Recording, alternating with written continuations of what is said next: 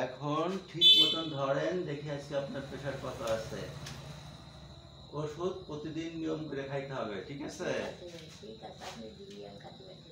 আচ্ছা, আমি দেখবনি আপনি খাবেন, লবণ কম খাবেন, ভাজা পোড়া কম খাবেন। হ্যাঁ,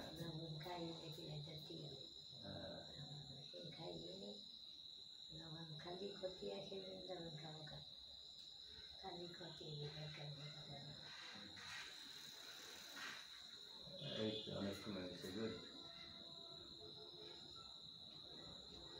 বাহ, সবাই খুব চমৎকার আছে। এখন 140/80 আছে।